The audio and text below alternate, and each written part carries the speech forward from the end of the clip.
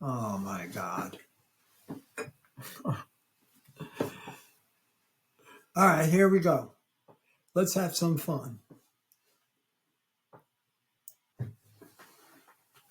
Regarding Bob Dylan's stealing of James Damiano songs. It's going to be a great episode. I recently wrote a document concerning Bob Dylan's stealing of James Damiano songs. The article focused on some key issues with the lawsuit. One was that of a common sense rule of the Federal Rules of Civil Procedure stating that the judge's final verdict of the case must be consistent with the facts of the case.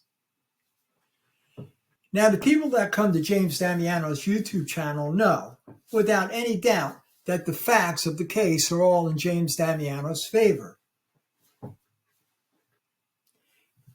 They have a hard time understanding how the lawsuit, Bob Dylan's stealing of James Damiano songs in federal court, could have been dismissed by Judge Simandl.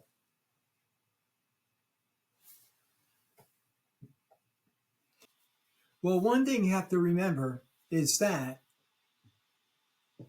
the lawsuit was never presented to a jury. Judge Simandl reviewed the facts of the case and decided to dismiss the lawsuit in summary judgment. So it was all subjective to Judge Simandl's opinion. Judge Simandl refused to let it go to a jury. So that's one thing you have to keep in mind. How could it be that if all the facts of the case, which are documented upon the record of the court, are in favor of James Damiano, could Judge Simandl dismiss the case? Bob Dylan's stealing of James Damiano songs.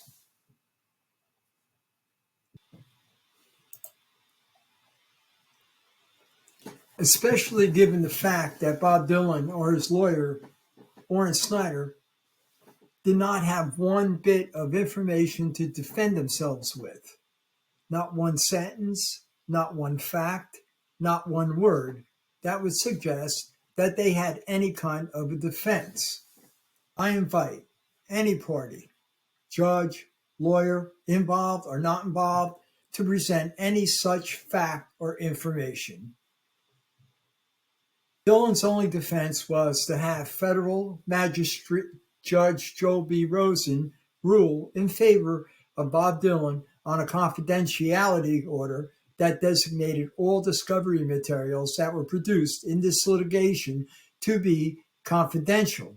In other words, a gag order. James Damiano's contention was that Bob Dylan's lead attorney, Orrin Snyder, and the United States Federal District Court intentionally designed a judicial ploy to nefariously conceal the fact that Bob Dylan had no defense in Bob Dylan's stealing of James Damiano's songs.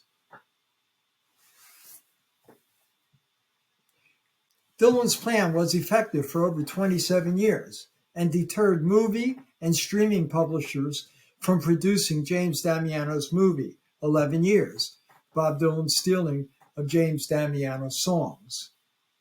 It also deterred book publishers from publishing James Damiano's book, 11 Years.